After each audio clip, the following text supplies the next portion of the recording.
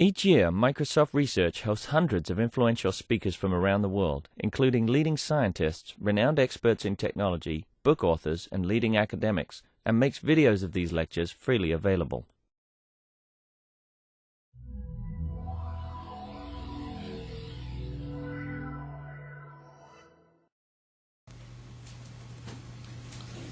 Good afternoon. Hello. You guys can all hear me though, right? Okay. Welcome to Jason Tester's talk on how technology might change voting.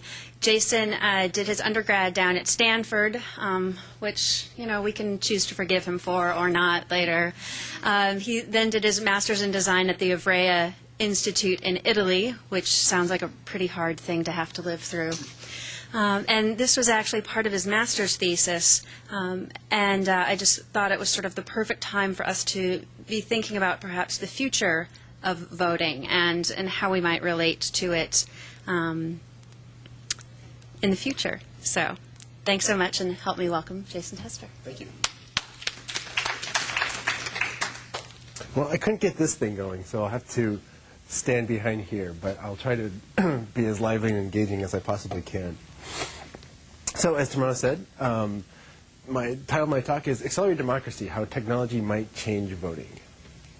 And I first want you to take a look at this photo. As the title says, it's an elderly Serb woman casting her ballot at a polling station. Note the use of paper, and she's slipping it simply into a box. We'll come back to this after this talk, and this picture may take on some new meaning. So this story begins, as so many do, in Florida in November, December of 2000.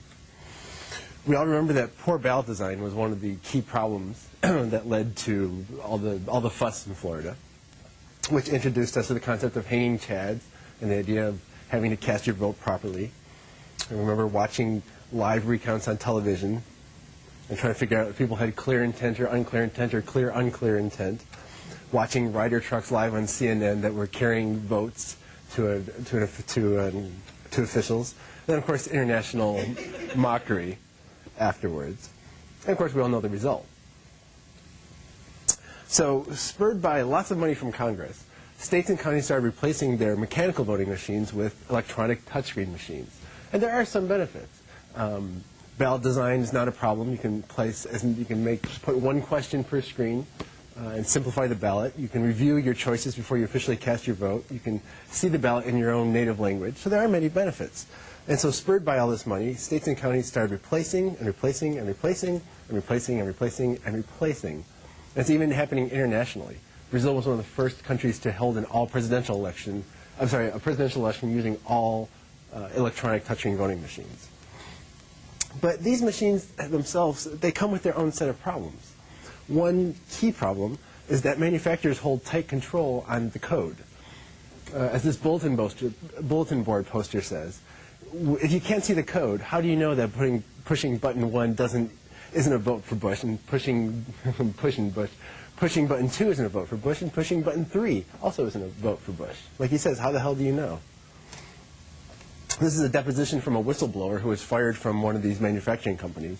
And he says that upper management deliberately ignored the problems that the programmers were finding in the code. This is a webpage from the Irish equivalent of, say, a Slashdot. And they petitioned the Irish government for access to the code that was running their electronic voting machines. They expected to be stonewalled by the government and to get the runaround. What they didn't expect was the government to come back and say they didn't even have a copy of the code themselves.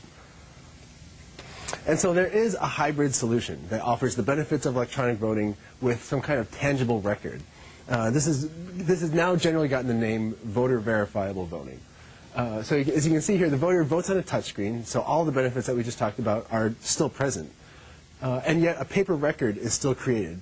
This voter, she looks at the paper record, makes sure it accurately reflects your votes, and then an electronic record of the votes are stored as well as a paper record. The paper record can be independently audited by third parties. And if the paper recorded her vote wrong, so regardless of what the actual algorithms are, if the paper is wrong, she just says it's wrong and recasts her vote. Okay. What happens if she says the paper is wrong and pushes the button that says cancel, and the machine says thank you for voting and deposits that paper vote? We're about to find out in 3 weeks. My claim is that's not a solution. That's the problem. Okay, well, we'll get back to that at the end. Now, so even though there are solutions, or maybe not so solutions, I still say that the idea that we've added technology to voting has basically opened a Pandora's box. The technology genie will not go back in the bottle. And I think these voting machines, the controversy we've had, is only the tip of the iceberg. The mechanism by which you cast your vote is only the final process in the long process that can be called deciding how and whom to vote for. And so going with this as a basis, I came up with some scenarios, doing research into voting trends, and coming up with new ways that technology might start to creep into the voting process. So 2 caveats about these scenarios. First is that I practice something what I call design agnosticism. I'm not advocating these as solutions, nor as necessarily as dangers, but merely as accurate reflections of the trends that are happening in American politics. And the second caveat is that they are American-focused, simply because of time and most of the research about how people decide whom to cast their vote for has been done in America. And so the first trend is based on research that shows that record numbers of people have nothing to say when asked what they like or dislike about the parties. As foreign of a concept as that may seem to us, record numbers of people can say nothing about it. And what studies have also found is that voters who believe this, or voters who can say nothing, are actually less likely to vote, less likely to follow the campaign, and less likely to get involved in politics. Particularly, surveys show that younger people do hold strong opinions about political issues, but they don't see casting a vote and traditional politics as the best mechanism for expressing those political opinions. So based on those trends, I came up with this scenario of personal voting agents. A personal voting agent is a software that sits in your computer, monitors the digital actions you take, the web pages you surf, the chats you send, the instant messages you emails, and it watches for political ideology and tries to build a pattern about you. It builds this profile and then delivers these recommendations shortly before Election Day. And I try to give each of these scenarios a rough year in terms of feasibility. This one I pegged about 2008. Would you mind if I wrote the software that made the recommendation? Not at all. Microsoft is actually a very applicable place for this project, as we'll see in a second. So let's hear from a sample young person who might use this service. This is Melody, a college student in 2008. We never talked about politics in my family when I was growing up, and my friends and I definitely never talked about it. They even cut government class 2 years before I was supposed to take it in high school. I mean, last year, my freshman year, there were people all over campus trying to get us to vote. I didn't know who to vote for, and no way was I ever going to put the check in a random box or vote for the guy that looked the best on TV. I mean, come on. This year, I'm using the personal voting agent because I'll still be casting a real vote. I mean, it bases its recommendations only on the stuff I already do. I'm not lazy, but politics is hard to figure out, and all they do is attack each other anyway. Why bother? I know I should vote, and this year I have some help. So for Melody and other people like her, the biggest appeal of something like the personal voting agent would be this: no knowledge of politics required. And I put copies of the packaging near you all, if you can, Sue, Tamara, if you might want to pass them out, just so you can read the text close up. And so a service like this would play in the guilt that through numerous advertising campaigns and public service announcements that we've come to feel when we don't vote. We know we should vote, and yet the majority of people do not vote. A service like this would play on that guilt. And it would offer people a chance to feel like they're a full participant in American democracy without having to do 99% of the work.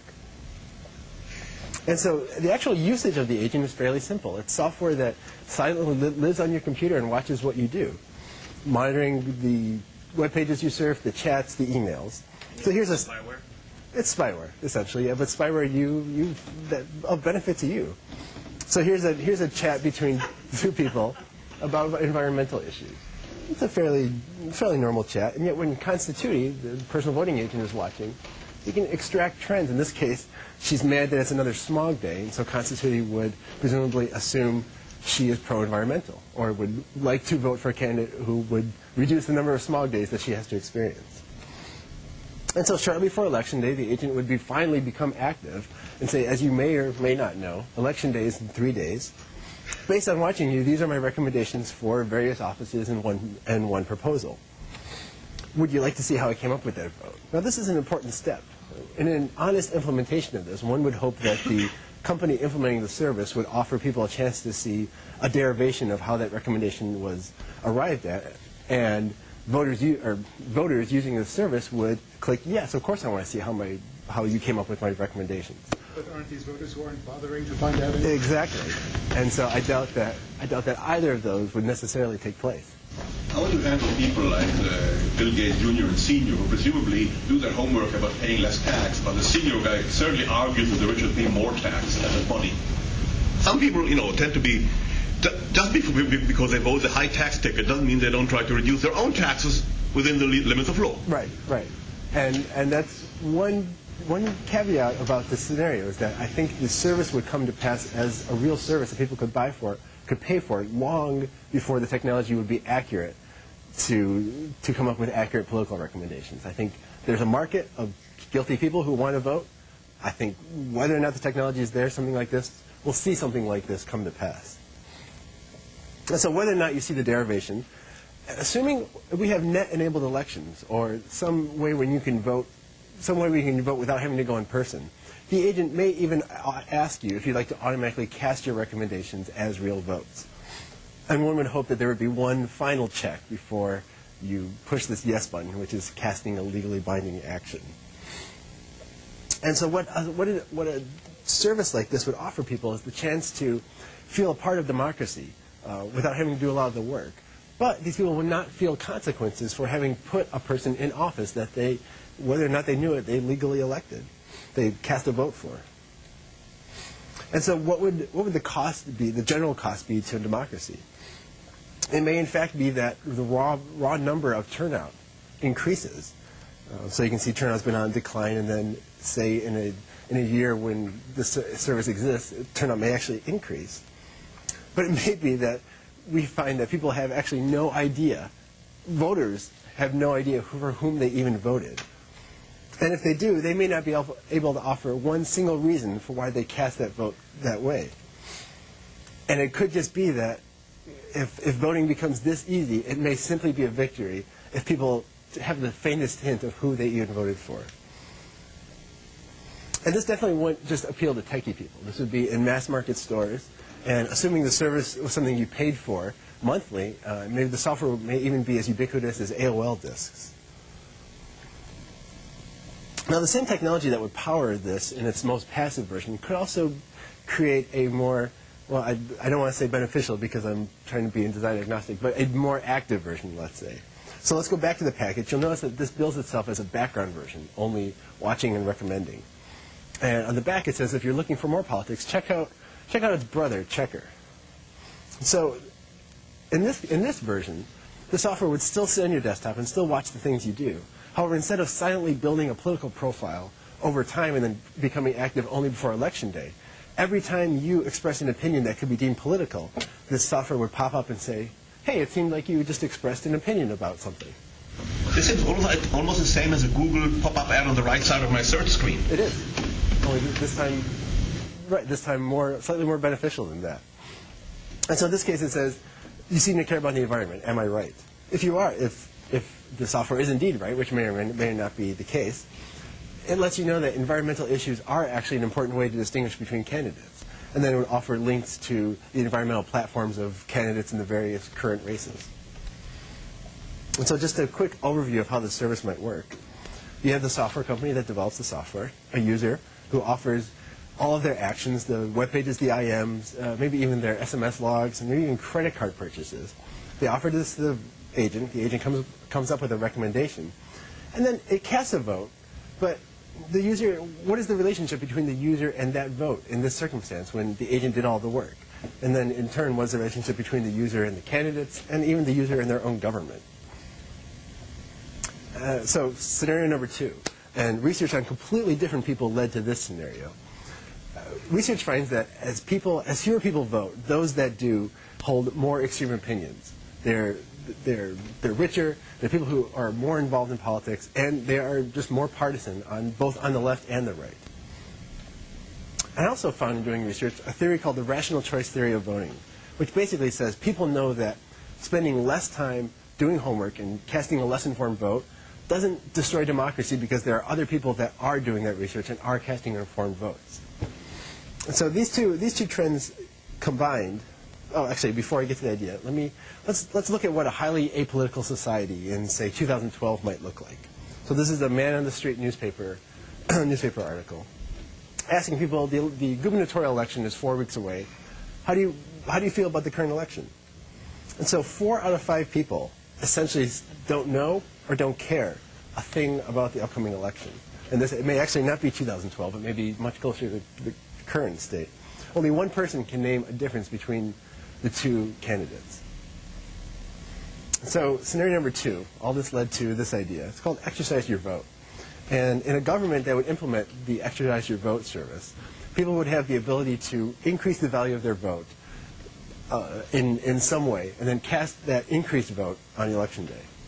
And this one, I'm not going out on a limb to say this is the most extreme of the scenarios, so I give this a later year of, say, 2012. And the charge for this would be led by people who believe in the basic tenet of this service, that those who are more informed and those who care more should have more say in choosing their government. You would receive an ID in the exercise system right alongside your voter registration ID. And you can increase the value of your vote in 2 basic ways. First is by simply experiencing political media. Research shows that people who just experience political media pick up some factual information just from having experienced it. So imagine media, all political media, tagged with an exercise your vote icon and a unique ID. People can then log into the system, add this ID, and then get kind of micro points added to their vote. The other major way... You can also add that ID without having read the article. You can, yeah, just get people to pass it between each other, exactly. The other way would be taking weekly quizzes, presumably developed by an independent, nonpartisan organization with representatives of all the major political parties, quizzing you about the current events of the day. So you log into the system, confirm your identity, choose that you'd like to take a quiz, and then start taking a quiz and trying to add value to your vote by demonstrating some political knowledge. And in every current implementation of net voting, even though experimental, public kiosks are always talked about as a necessary implementation for those without private access to the technology. So in this service, public kiosks would equally be an important aspect. Now the problem would be, would these kiosks be set up in the right locations, in the right numbers? And a service like this would most appeal to people who want to deliver as much support as possible to the political party or candidate that they strongly believe in. So that you imagine them going around proudly touting how much their vote is currently worth this week. So here's another sample user in this scenario. Don't think for a minute I don't care about politics. I have strong opinions, and I know what I want in politicians and government. As much as I'd love to give extra support to my candidate this year, I just don't have time to exercise my vote in that system they set up. Between work and raising my son, I barely have time to breathe, let alone follow politics in minute detail. This doesn't mean I don't know what's going on. I catch the news, and I bet I could tell you a lot more about the issues than most people. To top it off, I don't have a computer at work, so I'd have to go out of my way to use one of those kiosks they set up. This year, sad as I am to admit it, I'm really beginning to doubt how much good my one vote will do. So here's a sample overview of how someone might engage with the system.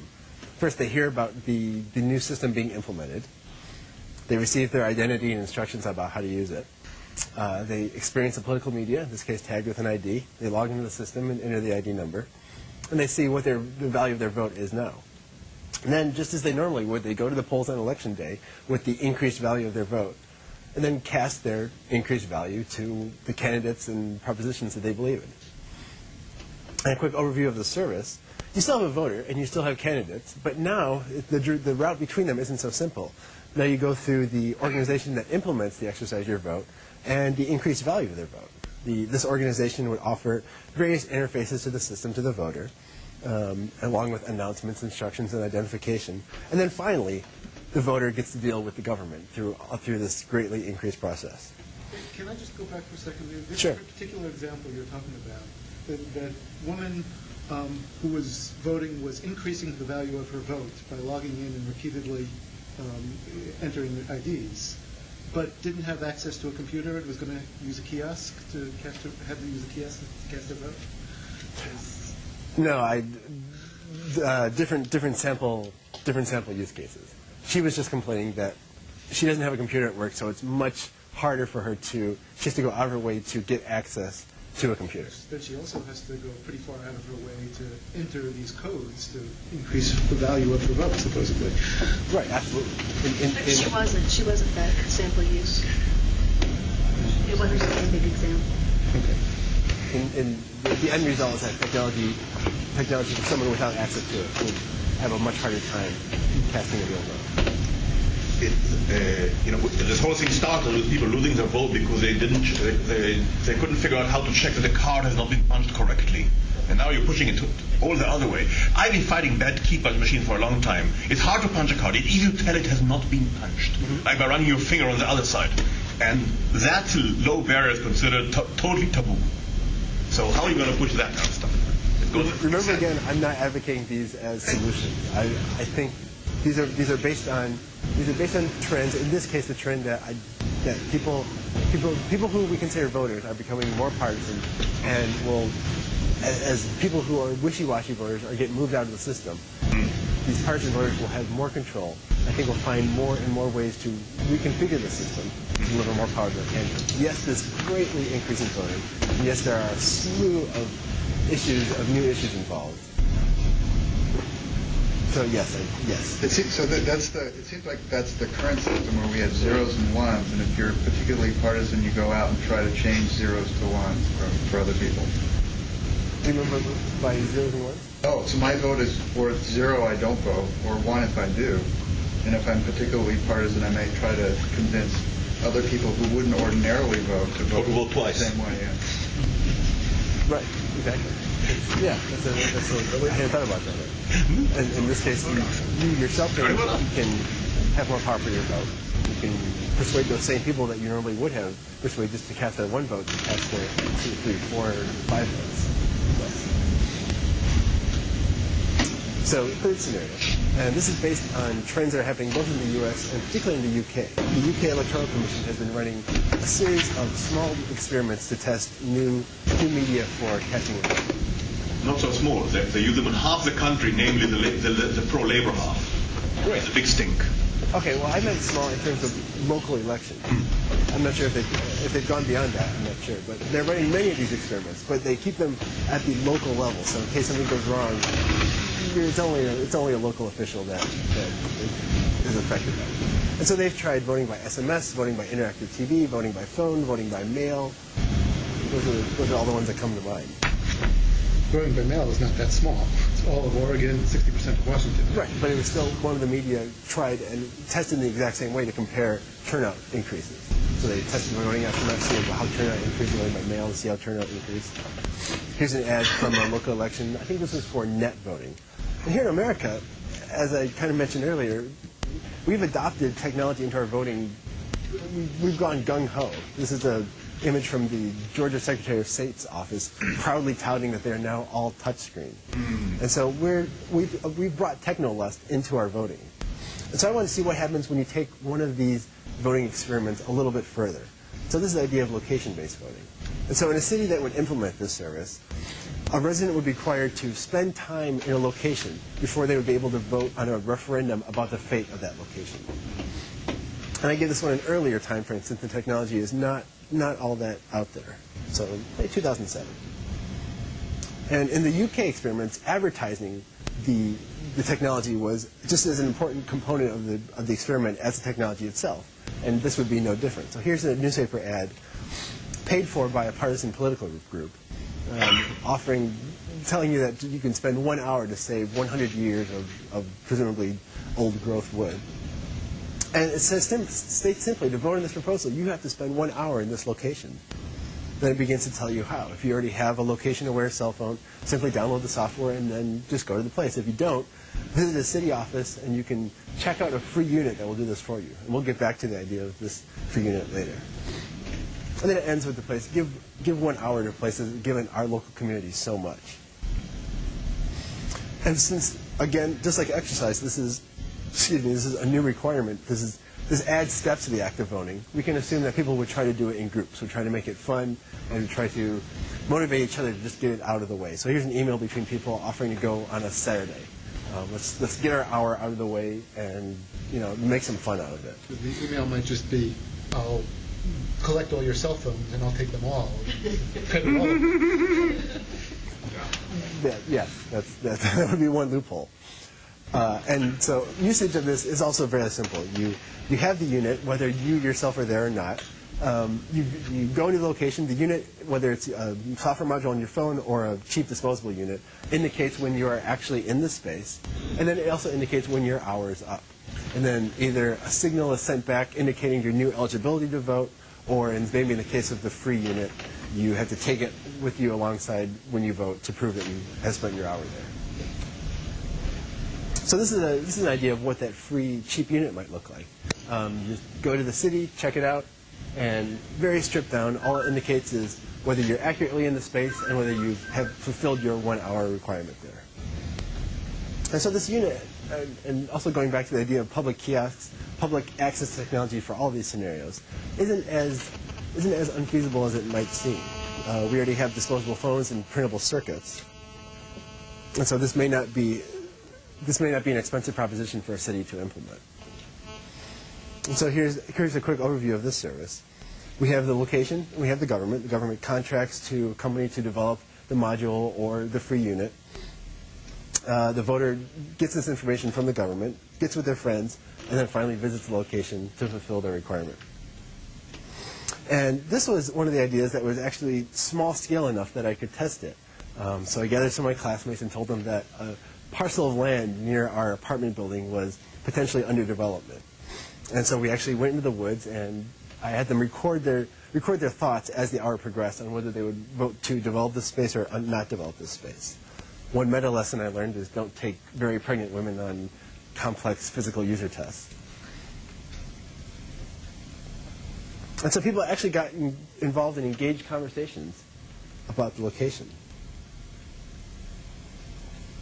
One twist was I gave them SMS messages, or messages meant to simulate SMS messages, at 15-minute intervals, one from a pro-development group, one from an anti-development group, to see if those messages affected how they felt. And well, with this group, it was pretty easy to predict that they would be anti-development from the beginning. What was surprising on surveys I gave them afterwards was just how strongly spending 1 hour in the location changed their opinions, solidified their opinions about voting anti-development for this particular piece of land. And so while not a rigorous user test by any stretch, this shows that this would not be a biased technology for a city. No, sorry, this would not be an unbiased technology for a city to implement. This would clearly, if the land is pleasant to spend the hour in, it would clearly persuade people to vote to keep that land as pleasant as possible. And one can only assume that if the land was unpleasant, and you have to spend an hour or two there, people might vote in the exact opposite way, do anything they can to develop it and turn it into a pleasant experience. So the last scenario is based on some fairly obvious research, some very obvious findings. In this case, the last time people were polled, 81% said they believe candidates will say anything to get elected. But what this research project also found, and I keep mentioning this research project, this is the Vanishing Voter Project, which was done by the Kennedy School of Government at Harvard in the months leading up to the 2000 election, and is arguably the largest, most rigorous study of the American electorate and how they shape their opinions about voting and whom to vote for. What this project also proved was that people who hold these opinions are less likely to vote and less likely to involve themselves in campaigns. We may have all suspected this, but this project actually proved it. And the news media also support it. This was a quote taken directly from a reporter, not a commentator, a reporter, speaking on a newscast a month before the 2000 election, saying that neither candidate will be able to fulfill their campaign promises. So all this led to the idea of post-vote tracking. And in an election that has post-vote tracking, voters can easily sign up to receive updates on campaign promises if that candidate is elected. And this one, there is no technology beyond what we already have, merely voter interest. So I gave this one a very near time frame. It seems if you get updates on all candidates, if only to stop people snooping, right? It's nobody's business who I vote for. I should get updates on both candidates after the election. No matter which way I voted, I know how to delete files. Right. Presumably the person who wasn't elected, it doesn't matter what their campaign promises were because they didn't get the office. True. Right, but I think... Yeah, but as you get the other regardless of who I voted for. Otherwise, information is buried, but it should not be buried saying which way I voted. Exactly, and privacy is a very large component of this, of all these scenarios, but this one in particular. And we'll get to that.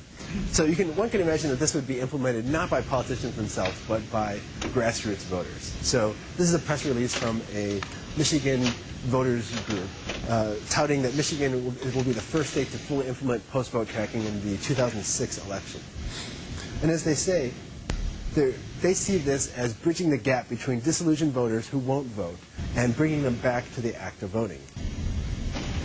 So let's hear from someone who is a fan of this service in 2006, Michelle, a nurse in Detroit. You bet I'm going to sign up to track his campaign promises. I'm only voting for him because he's less slimy than the other guy. But, all politicians are alike.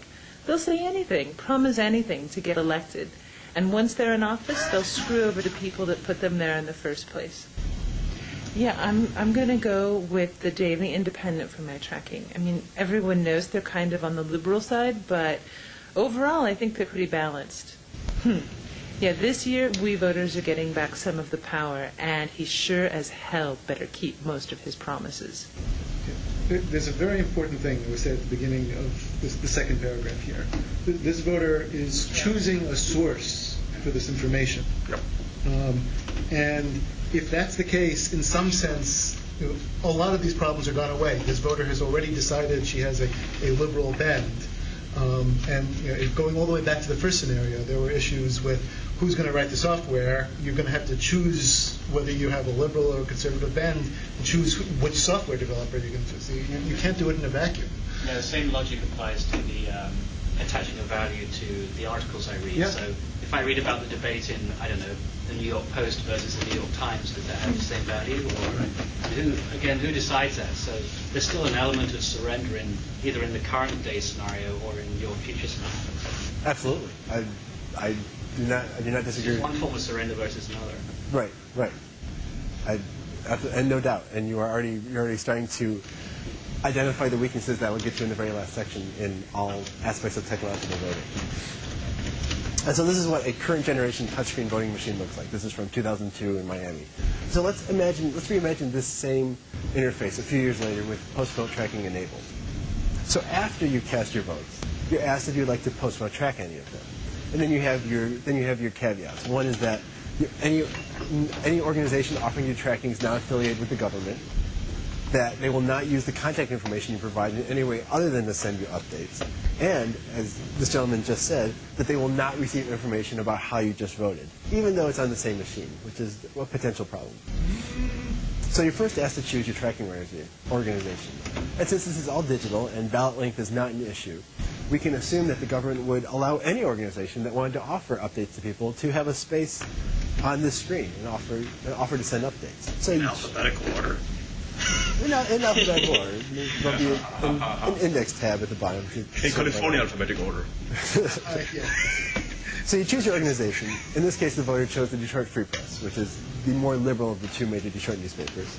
You choose the race to track, the candidate, and then the campaign promises as identified by that tracking organization. And you can presumably receive updates in any way, in any medium, email, SMS, even snail mail. And so here's an update after this governor has been elected from the Free Press sent over a phone. And notice the fairly factual, straightforward presentation of this. It's from a news organization and reads like a news article.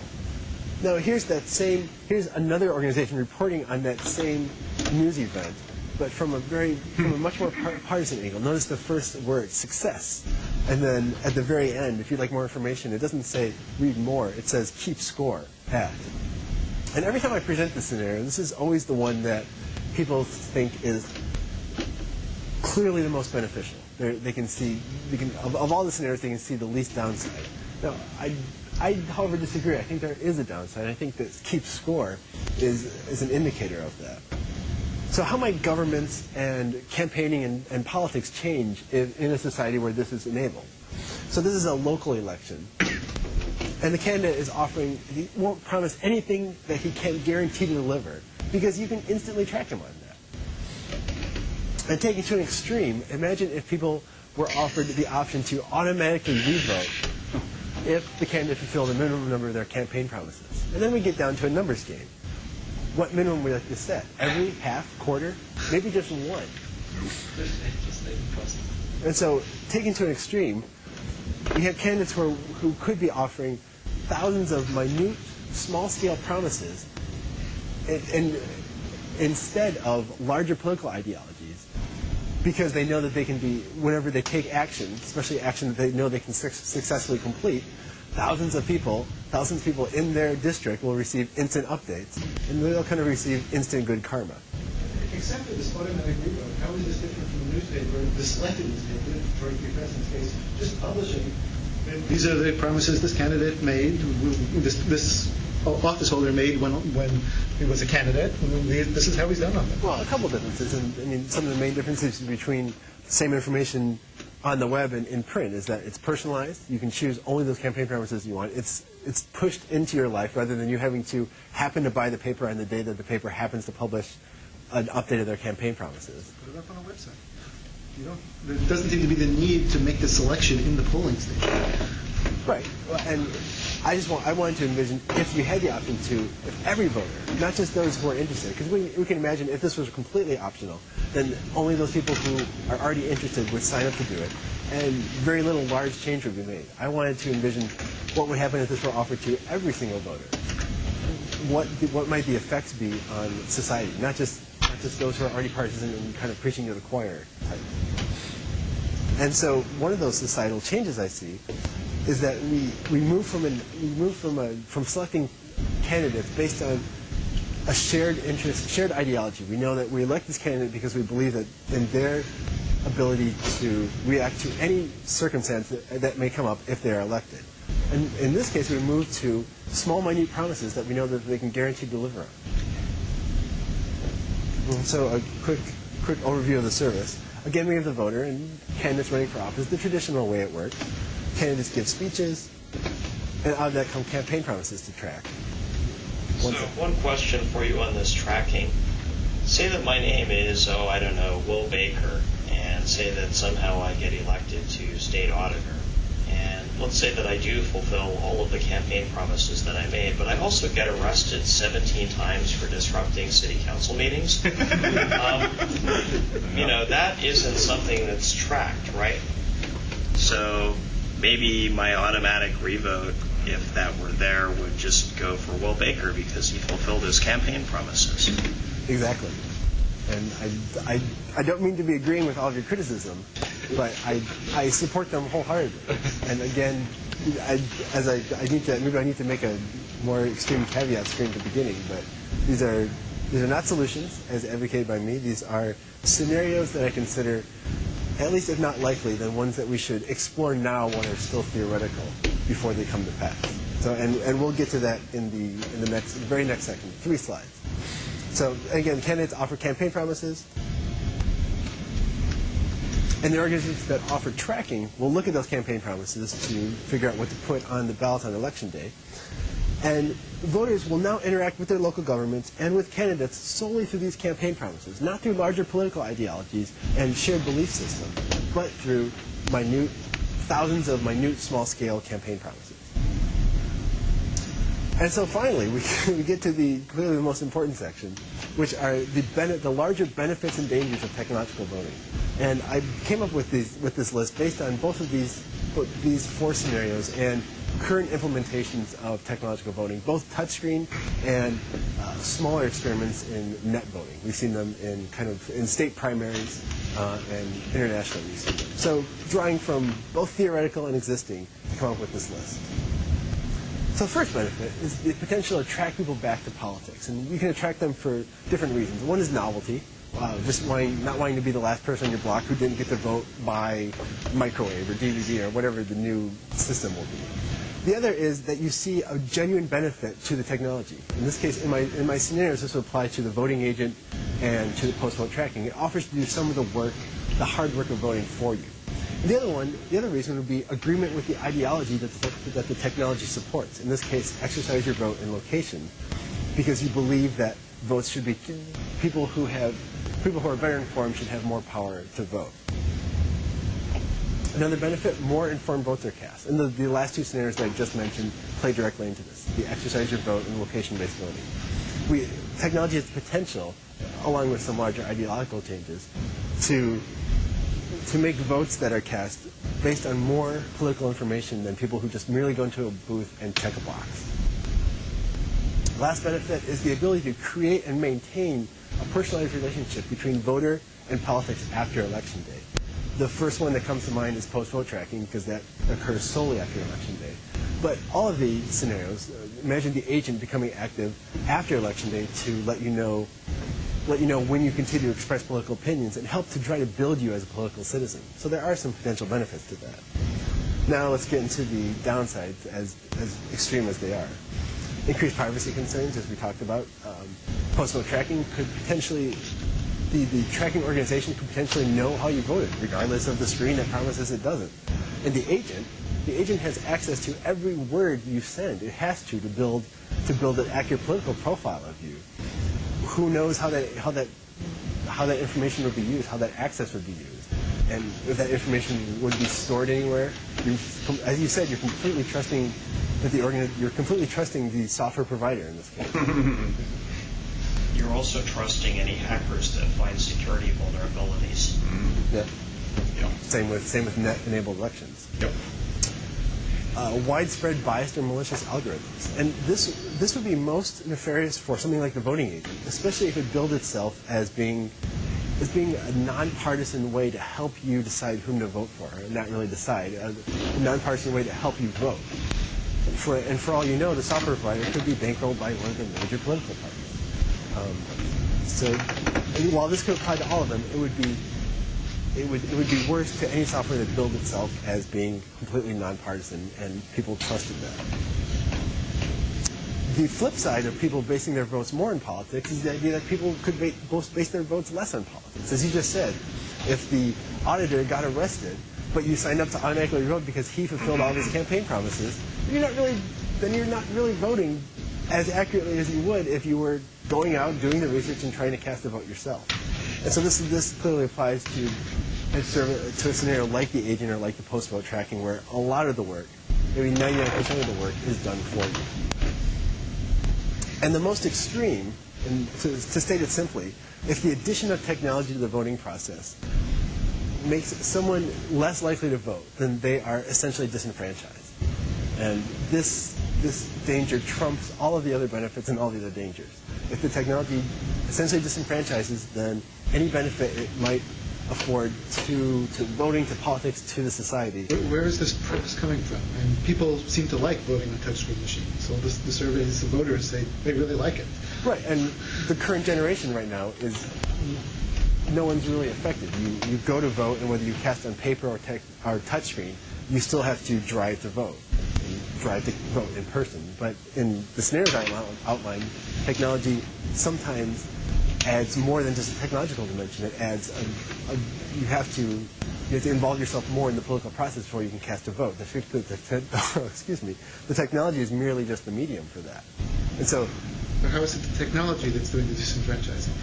The barrier to people who aren't familiar with technology.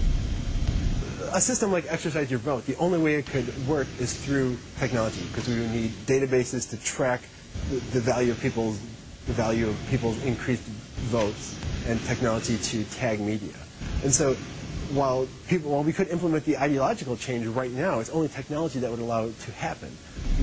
databases and tagging media. And so it is, so we can rephrase this one as technology or ideological changes essentially disenfranchise. That's the difference. Okay. But I think one meta lesson I've learned from this is I think they will often go hand in hand. If we want to make ideological changes to voting, technology will be the key medium that makes it possible. I'm concerned about pointing at the technology. Technology can help enfranchise and can disenfranchise depending on how it's used. It's not technology itself that's doing it, it's the use. Exactly. Okay, so Technology doesn't kill people. so we'll call it ideological changes powered by technology. Okay. And so there are groups today that are working to bring attention to these issues. The lead one is called Verified Voting, and they're based, well, I'm not sure, they're groups, so they're not really based anywhere. They were started by a computer science professor at Stanford. And they've actually been very successful in leading the charge against purely touchscreen voting machines. They got the California Secretary of State to mandate that all electronic voting machines must have a paper trail by 2006. So they're leading the charge for a bill in the House of Representatives to mandate the same thing nationwide. In the recent Hong Kong elections, goons asked people to show their paper trails to show that they voted the right way. What's to stop Tammany Hall saying, "Give me the paper trail, and you better have voted the right way"? Right. Well, that's why you don't have a receipt that you can take out of the. So what's a paper trail? Where is a paper trail? The paper trail. You mean the Mercury method was paper under glass? Yeah. The paper trail exists independently, and if there's either discrepancy between the electronic tally, or if there's any question of the electronic tally, then the paper trail will be used, can be taken by third-party organizations, by NGOs, by the press, and tallied and compared to the electronic votes. And as I understand it, if there's any discrepancy, the paper tally will be used as the official tally over the electronic tally. But paper tally is out of the voter's control. The example I gave at the beginning, the paper might not represent the voter's interest and still get deposited as the actual vote. Yeah. Well, presumably, if the paper doesn't reflect the voters' votes, then they push cancel, the paper is destroyed. They push cancel, and the vote gets deposited as an actual vote. What does the voter do then? One obvious suggestion. Then they re-vote. They've already voted. They already voted.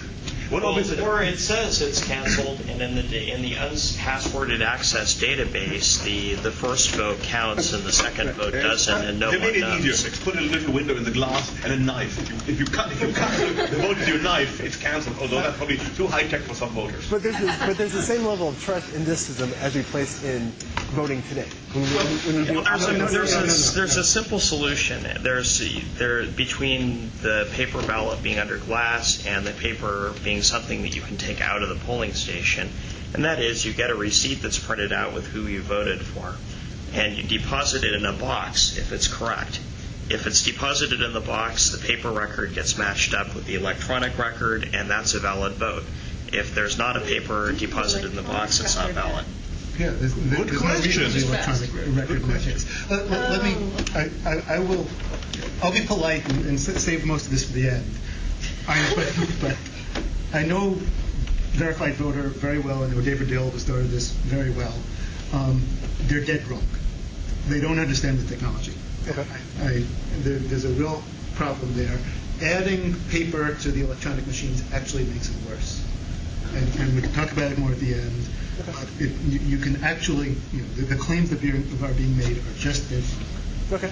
I'm definitely interested in about that. Other groups, the California Voter Foundation, Kim Alexander is the president, and she goes around the country advocating. I'm not sure if they've come out for paper ballots, but they're definitely advocating against purely electronic voting machines. And Black Box Voting is a current blog, and which is leading into a book. Book's already done. I have it. Okay. Great. And so we come back to, and she's actually here. She's local around here. Yeah, Bev Harris. She's Renton. Right. Yes. And so we come back to the elderly Serb woman. And so, as Pam mentioned, I did this project in grad school in Europe. And a lot of my classmates looked at this picture and said, this is the way we vote now. It works. It's simple. We don't have results within 2 hours. It might take 3 days to get our results. And you don't know if your vote was counted properly. You don't. But they trust in the system, and they believe the system has rarely let them down. And we definitely don't have hanging chads in this circumstance. So I'm not advocating paper. just as I'm not advocating technology, but I just wanted to come back to the same photograph. And after going on this technological roller coaster of the next potential 10 years, to look at paper in a new light. And so just a quick note about the method I use for illustrating these scenarios. It doesn't have a name formally. I call it evidence prototyping. And it's essentially coming up with artifacts from the future. In a nutshell, it's creating everyday artifacts, minutiae, media, conversations between people, even fake products, to better communicate potential futures to people. And your end goal is to help people, especially those without strong analytical skills or strong skills in long-term thinking, to better understand potential futures so they can understand them, they can act on them now, they can debate them now before they ever come to pass. And it's not a replacement for in-depth research, but definitely a supplement too. And so just some quick design criteria that I found in doing these, both in this project and in my current job. I do this full-time now. These artifacts need to be believable. They need to actually seem like they could have come from a potential future. Yet they also need to be subtle. If you hit people over the head, they'll instantly say, this is not plausible, this seems like a movie prop, this doesn't affect me. They should build on existing things that exist today, only taken into the future. And I'll next present a list of some of those media that I've brainstormed. There should be more than one hook. If you can embed more than one prediction into the artifact, then I think it makes a stronger artifact. Emotional connection, as with many things, an emotional connection, if you can create it between object and person, then you are much more likely to communicate your message. And if you can make more than one from a potential future, then you can give people the ability to actually imagine living in that future, more than just one artifact. And when in doubt, I say let the audience don't so embody the message that it becomes silly or that it becomes humorous. Make it subtle and let the audience try to make any connection between themselves and this potential future. Let them make the connection themselves. And so this is one of my first and favorite artifacts from the future. You may have seen this in airports. It's an ad for odor eaters. I think the tagline says, well, 2 of the most alarming objects security faces every day.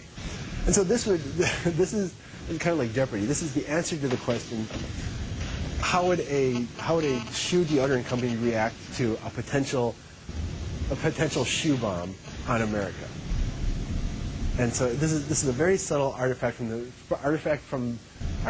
present from the future, or from the future from the present. I'm not sure how to describe it. Definitely a couple levels down, but directly related to terrorism, directly related to the potential shoe bombing, and yet still feels foreign in our everyday environment. And so this list is just a quick brainstorm list, both of media I've used or media I definitely want to use to create future artifacts from the future. And you can see it ranges from print to conversations to TV shows. Kind of the key thing running through it is everyday comment. And so just a quick note, since I've done this project, I now work for a nonprofit think tank down in the Bay Area called Institute for the Future. I didn't do this project as part of the Institute, but we're both on the same wavelength as to how design has the potential to communicate the future to everyday people in new ways. And so actually, I don't have a job title yet. If anybody here has an idea for what to call this, let me know. But just let me show you some quick examples of artifacts we've done for projects. And I think most of these are public or will soon be public or are public as of right now.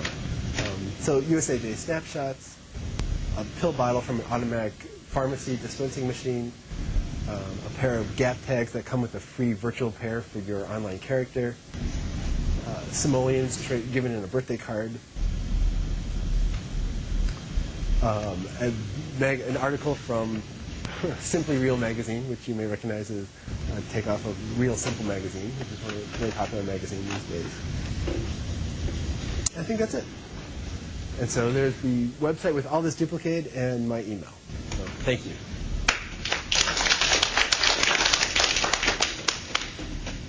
Yes. Okay. I'm going to put aside the social stuff and concentrate on the technology, the pure voting technology side. Okay. That's my expertise.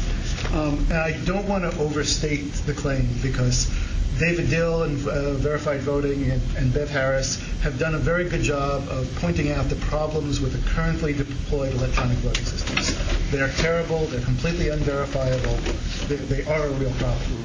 However, I think they're very badly mistaken in having read what the problem is and come up with a solution.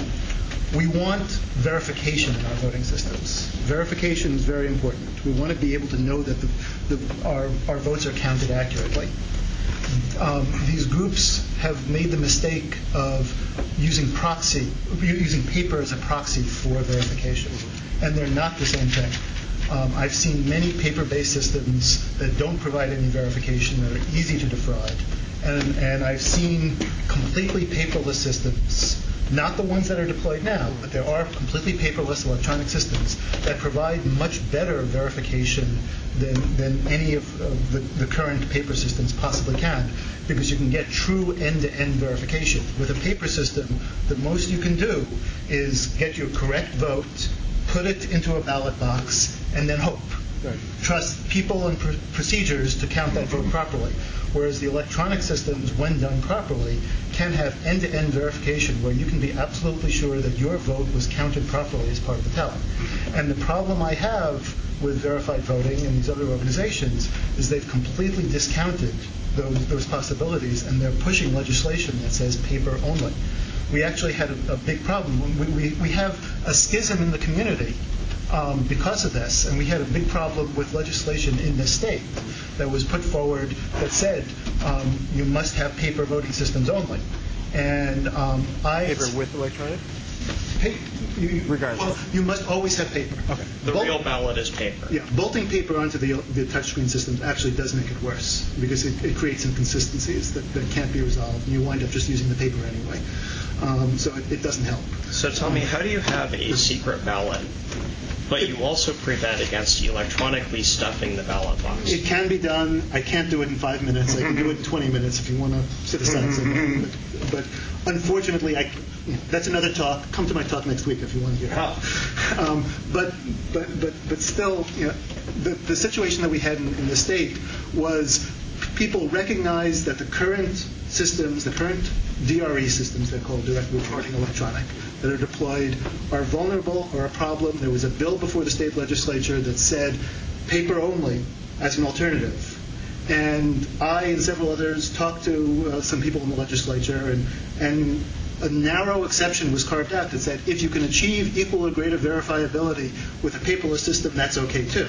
At which point, verified voting and verified voting especially attacked the bill as a cave-in to special interests. Microsoft isn't even a special interest here. We have no interest in elections. But it attacked it, and nothing got passed. And we're stuck with the same crappy systems out there. We've really got to get people to listen to each other and work together on this, or we're going to keep on kicking each other and just not getting anywhere. Is there a leading from the completely verifiable all electronic end to end? Is there a leading methodology? Is there a name? Most of these are based on what's called mixed nets. Okay. There is a company right here in Bellevue, Washington called Vote Here, which is a leader in this area. There's a company in California called Votegrity. And NEC, a Japanese company, has also had some involvement in these technologies. They have a great problem because they take them to election officials, and they use a different paradigm. The approach is that even though these things are based on software, it doesn't matter whether the software is correct or not. That there's external verification, black box verification, if you will, that these things perform their task properly. So you're actually certifying individual elections rather than certifying election equipment. It actually works much better, but it doesn't meet the election official checklists. So when they come in and say, can it do this, can it do this? They say, well, no, we do it this way instead. They don't meet the checklist, and they're having a very hard time getting these technologies adopted. And when groups like Verified Voting come in and say, oh, it doesn't use paper, it's evil, it makes it even worse. I hadn't heard that. Well, I can give you some pointers. Yeah, definitely. I'll hold that till later. I know a big concern after Congress did the Help America Vote Act was that enough states and counties would have already replaced their electronic machines with touchscreen machines, and that the next replacement wouldn't come until Congress passed more money, which might be 10, 15, 20 years down the road. Very haphazardly and very badly. You know, how does it become a mess? Right. It may be unfair, but in the more political proposal, aren't you painting lipstick on a pig? It seems the hottest three questions voting today in the U.S. are fundraising, gerrymandering, and the 30-second spot ad. It is very hard to make a cogent argument in 30 seconds. Try to prove that prime numbers are infinite. You can't do it. Right. And you're addressing none of these problems. Changing, giving different votes different values is going to be much harder than removing gerrymanders, or at least if I know anything about American politics. Anyway. Right. Well, again, I didn't start this project from the idea of let's see what solutions I can come up with for the major voting problems using technology. I did a deep dive into the research of voting, which is completely new to me at the time. Found out which trends seemed the most salient, and then just added technology into the mix as if those trends would keep on continuing in the next 5 to 10 years. Because I heard it said that the incumbent gets re-elected in the U.S. at a higher frequency than the North Korean Politburo. I mean Congress. Right. I mean in Congress. No question. I have more comments about that. One of the things that, at least in the presentation, you showed that you take opinion from the news media and from the political parties. I mean, that would be just 4 years of ad bashing again, like what you see in TV. I would like to see a lot more of actual voting records of senators and local like judges, how they judge things. Like till this day, I don't know how to pick a judge because they're very difficult to find any information about them. Mm-hmm. So that's something I would like to see more. Like this would say, hey, if I want to do my research, just collect everything for me. Like, okay, what is the Constitution? Have it accessible. What is it that kind of like an idea that this important to me, this important to me? Where would that take me? And more like bring it to you. And I personally use media as a very, very last thing to even check for. And I would not, I mean, that would give way too much power to a news media. So, and I think that's the idea is good.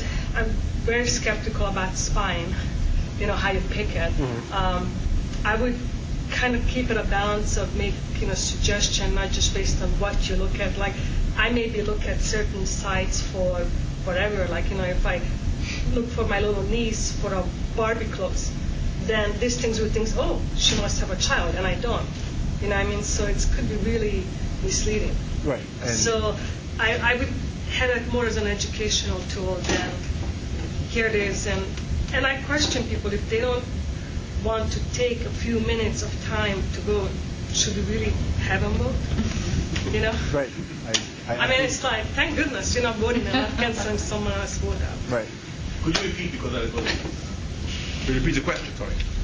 She was just commenting that a service like this would be much more beneficial if it tried to ramp you up to become a political citizen rather than merely watch the media you witnessed yourself and try to come up with a political recommendation, which I wholeheartedly agree. I believe that the technology, we are years, many, many years, not just 2008, but many more years away from a service like this ever being able to accurately derive your political recommendations. Just for counterexamples like the Barbie having kids thing alone. That's the tip of the iceberg for how this thing could mess up trying to attract your political ideology. You said apparently there's solid research that shows that more educated, apparently politically educated people are more likely to vote, and they also tend to be more partisan. Is that correct? No, it was that as fewer people, we're seeing it's the myth of the undecided voter. As fewer people, as voter turnout declines, the people that are actually turning out to the polls are far more partisan than they used to be, only because the idea that everyone needs to vote, that voting is your civic duty, is just not taking hold of people anymore. So that what actually drives people to the polls more increasingly is strong adherence to one political ideology or another, not just a sense of civic duty that they need to vote.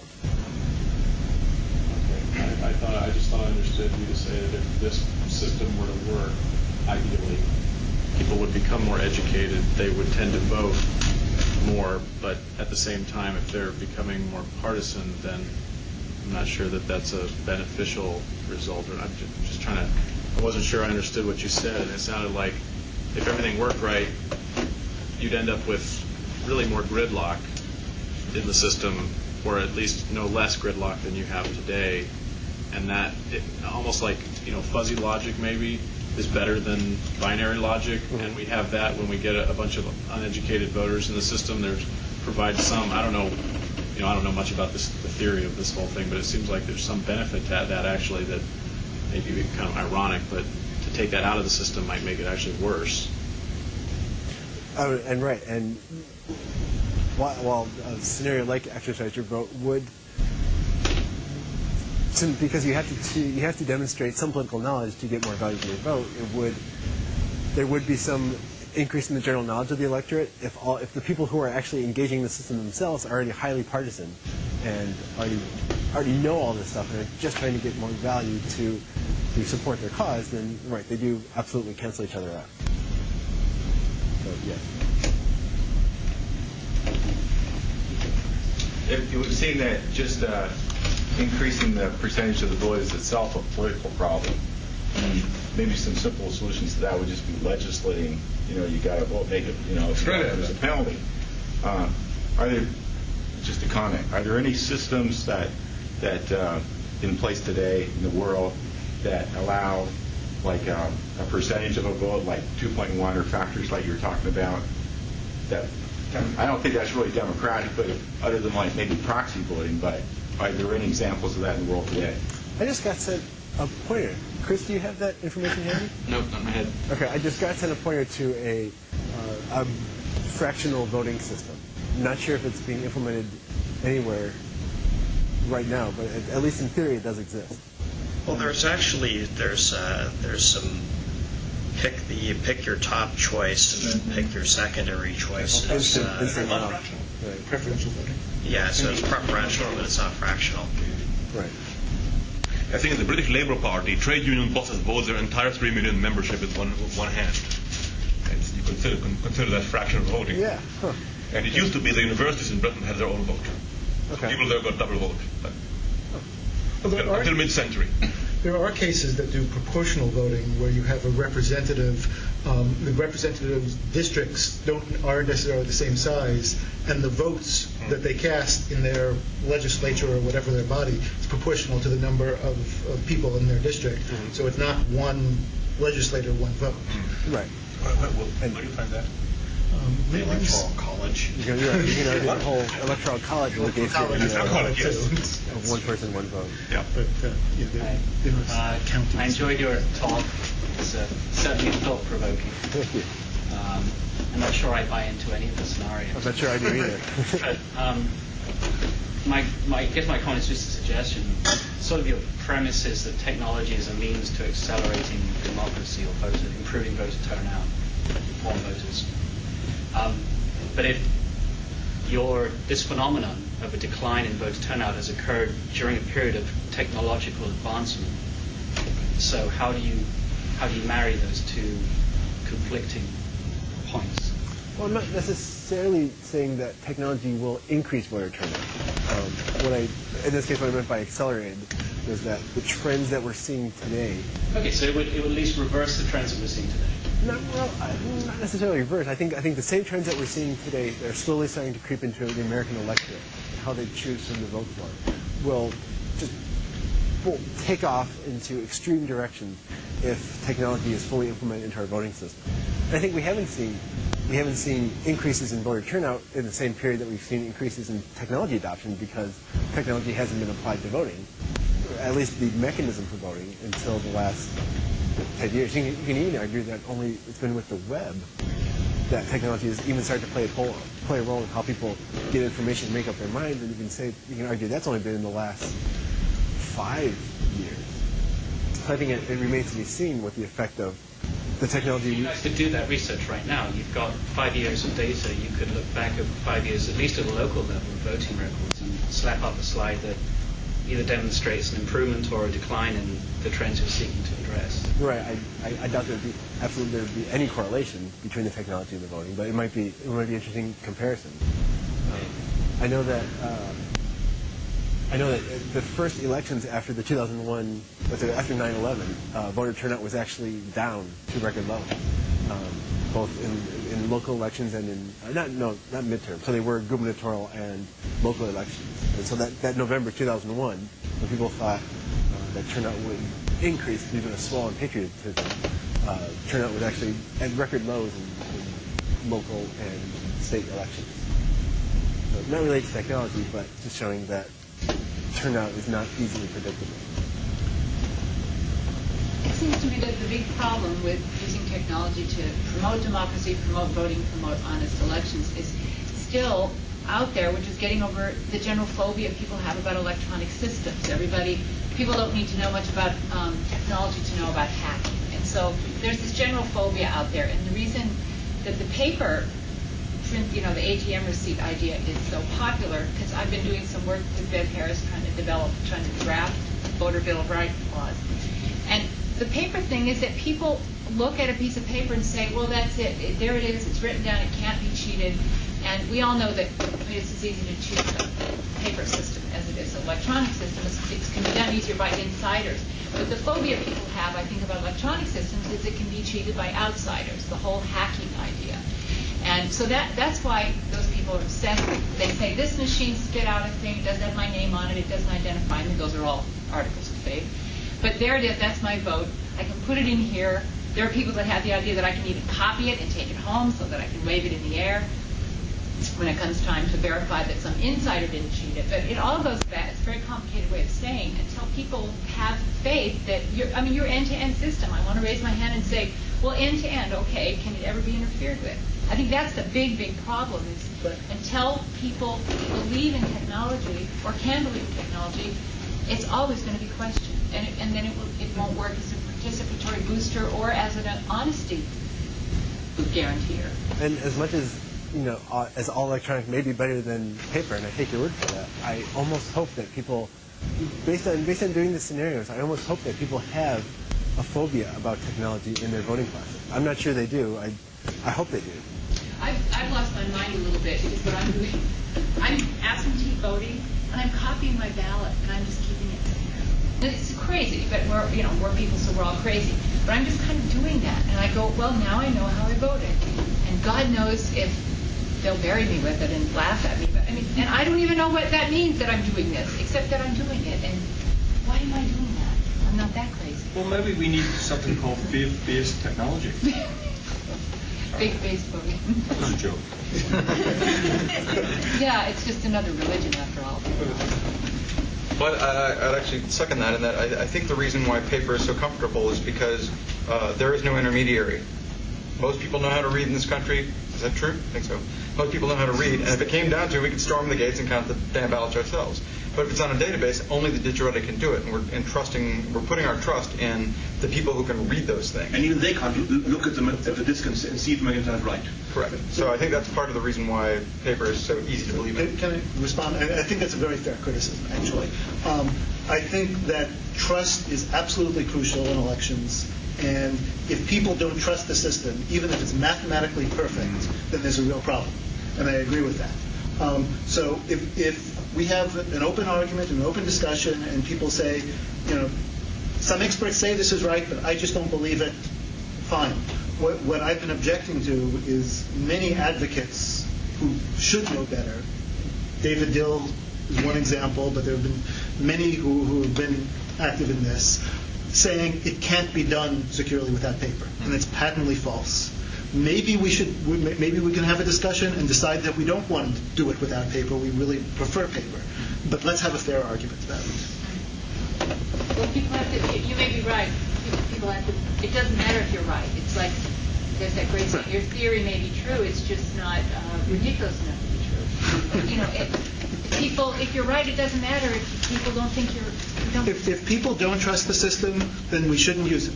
That's absolutely true. But I think people are being dishonest when they go around advocating that we have to use paper because it can't be done without paper. Or they just may not know better. A lot of people. A lot of them don't know better, but a lot of them should know better and are saying it anyway. Has anyone developed? I'm an architect here, so I deal in a lot of principles, and we don't engineer solutions and particularly deploy them until we've decided on what the principles are that are going to guide how we're going to design the solution. Has anybody come up with a set of principles for voting systems that, they don't talk about paper, or architectural principles don't talk about solutions or even, the basis of those solutions. So, I just wonder if anybody's done that, because, then you wouldn't be in the argument of paper versus electronic. And secondly, the one thing that concerns me the most about these is gaming the system. And so it's not necessarily hacking, and it's not necessarily, I would say, malicious in a way, but I remember when the guy who founded Friendster was here in this room, and he was talking about this unintended use of Friendster. 6 months later, they found that people were, particularly teens, but they were trying to see how high they could make their numbers go, and they never anticipated that the system could be would be used that way. And I see like this. What did you call it? It's not proportional voting, but like I get 2.5. These people are going to be trying to get their numbers into the millions, or whatever, things that you never anticipated. And then the logical extension of that is if I spend every day 8 hours a day in that forest or that tract of land, now is not my education, but my interest in that thing also puts my score into the stratosphere. So one of the principles, is it trustworthiness, and can the system be gamed? If the system can be gamed, then it can't be deployed. Has anybody done anything like this? Can I have a brief answer? The person who first came up with the first verifiable paperless voting system in 1981. His name is David Schaub, and he runs the company Votegrity in California. He's got very interested in this process of trying to establish a set of requirements for voting systems so that one could do a fair comparison. It turns out to be extremely difficult, and he's working very hard to try to get people involved in the process. Another person who's actively involved in that process is Purvi Vora, who's a professor at Georgetown University. So I can give you context if you're interested in getting involved in that effort. They're really, it's surprisingly difficult to get abstract requirements laid down for what a voting system should have in order to do this. So nobody has succeeded in doing it well as yet. I think it's just natural that people are skeptical of any new technology and just dragging their feet. So I think to overcome the paper versus electronic, maybe the first few years, it needs to be done both. And the numbers have to come up the same.